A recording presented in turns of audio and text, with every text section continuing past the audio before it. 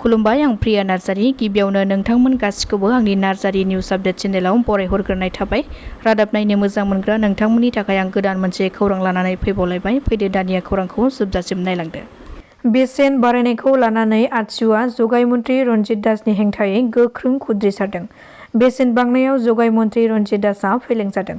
बेजों लोगोसे बेसेन बांनाया फैबाय थानाय समाव खम खालामनानै होआब्ला बेनिख्रुइ गोख्रों सोमावसारनाय हाबाफारि लागोन होननानै फोरमायथिदों धेमाजि जिल्ला आतसुनि आफादगिरि सन्जीब दासआ। बेनि अनगायैबो बेबादिनो गुबुन गुबुन जिल्लाफ्रावबो आतसुआ हाथिदिमारियावबो मन्त्रि रन्जित दासनि मुसुखा सावनानै गोख्रों खुद्रिसारदों। मन्त्रिनि मुसुखाखौ सावनो नागिरनाय समावनो हरखाबै सासे आतसुनि मावथिनाव मोदोमाव अर नांदोंमोन, नाथाय साखाथियाव थानाय लोगोफोरनि हेफाजाबजों खुनुरोखोमै रैखा मोननो हायो। जम्मु काश्मीरनि किश्तवाड़आव थांनाय रबिबाराव उदखारिफोरजों 15 घन्टासिम गावलायनायनि उनाव उदखारिफोरनि गुलियाव मुंख्लं जानांनाय बिर राकेश कुमारनि गोथै सह'खौ मैया न'आव गथायबाय। सुलुंनिफ्राय मिथिनो हानाय बादिब्ला बिथाङा 42 बोसोर बैसोनिमोन आरो बिमा आरो बिसिजों लोगोसे 2 गथ'फोरबो दंमोन। नाथाय दुखुनांथाव बाथ्रा, उदखारिफोरनि गुलियाव बिथाङा बोथिरायै जिउ खहा जानो गोनां जायो। आसामनि मोनबा बियाबाव जानो गोनां उफ्रा बिसायख'थिनि फोसावदिं मेल एबा मेल मिटिं खुंनाया मैयानि सानाव जोबथा सानमोन। बेबादिनो मैया बिसायख'थि फोसावदिं मेलनि जोबथा सानाव इउपिपिएल दोलोखौ देरहानांगौनि थांखिजों बिटिआरनि सिएम प्रमद बर' बिथाङा दादगार, हाथिसारजों लोगोसे गुबुन गुबुन जायगाफ्राव फोसावदिं मेल खुंफुंदों।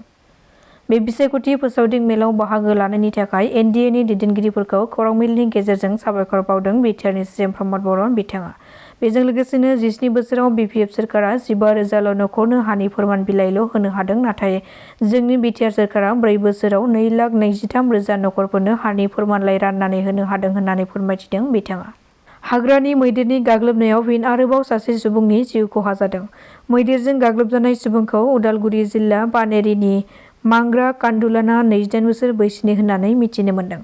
जायगानि सुबुंफोरा फोरमायथिनाय बादिब्ला दासान्दि हाग्रानि मैदेरनि थाखायनो बे ओनसोलनि भुटियासां, बागेकुवां, खैराजंगल, हाथिगड़, गितिबारि, पानेरि साहा बागान बायदिफ्राव मानसिफ्रा थानो हायै जादों। सोरखारा गले गले फोरमायसेयावबो बे ओनसोलनि हाग्रा बिफाननि मावसुमाफोरनो खोन्थासेयावबो बिथांमोना जेबो राहा लामा लानायखौ नुनो मोननाय जायाखै, जायनि जाहोनाव बे ओनसोलनि सुबुंफ्रा गोबां जेंना जेंसिजों सम बारहोनांगौ जादों होननानै फोरमायथिदों बिथांमोना। कक्राझार जिल्लानि सालाकाटि रेलवे स्टेशननि 2 किल'मिटारसो गोजान बड'बिल मुंनि गामि साखाथियाव ट्रेननि जाब्रबथायजों सासे बर' आर्मियाव साख्रि मावनाय जवाननि जिउ खहा जादों। जाब्रबथायजों जिउ खहा जानाय बर' सुबुंनि सिनायथिखौ थानिराम बसुमतारी होननानै सिनायथिनो हादों आरो बेजों लोगोसे बिथांनि गासैबो डकुमेन्टसफोरनि सिनायथियाव बिथांखौ बङाइगाव जिल्लानि खागारपुर पार्टु माजेन बसुमतारीनि फिसाज्ला होननानै सिनायथिनो हादों। मख'नो गोनांदि रेलवे बिफाननिफ्राय मिथिहोनाय बादिब्ला जिउ खहा जानाय बर' आर्मि जवाननि गोथै सोलेरखौ पस्टमर्टेमनि थाखाय जिएमसिआव दैथायहरो, नाथाय दानिराम बसुमतारीया मा जाहोननि थाखाय बेबादि अबथिरायै ट्रेनाव जिउ खहा जाखो बेनि गुबै जाहोनखौ दासिमबो मिथिनो मोननाय जायाखै।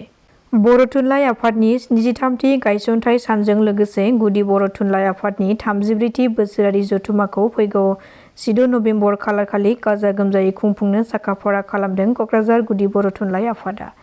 गुदि बर' थुनलाइ आफादनि आवथायाव थानाय गंफ्रोमबो गामिनि रायजो-राजाफोरखौ बाहागो लाफैनो थाखाय बानजाय आफादा खौरां मेलनि गेजेरजों खावलायहरदों।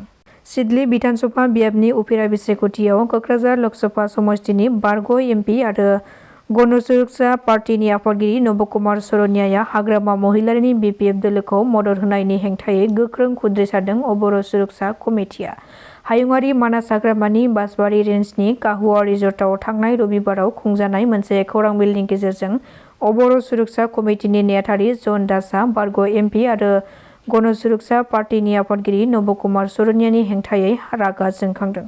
बिथाङा फोरमायथिदों दि जाय समाव बर'आ हारि आरो हानि थाखाय खौसेयै जौगानो थाखाय नाजानाय जादों आरो बे समावनो जिएसपि दोलोनि आफादगिरि बारग' एमपि नबकुमार सरनियाया बिटिआरनि बारग' मावफुं सोद्रोमा आरो एमसिएलए घनश्याम दासखौ लोगो लानानै खौरां मेलनि गेजेरजों सिडली बिधानसभा समस्तिनि उफेरा बिसायख'थियाव बिपिएफनि बिजाथिखौ मदद होनायनि फोसावनायखौ जों सोमोनांदों होननानै फोरमायथिदों। दासिमनि खौराङा एसेनोसै। नोंथांमोना खौरांखौ नायनानै मोजां मोनदोंब्ला चेनेलखौ साबस्क्राइब खालामनानै लानो हागोन। गोजोन्थों।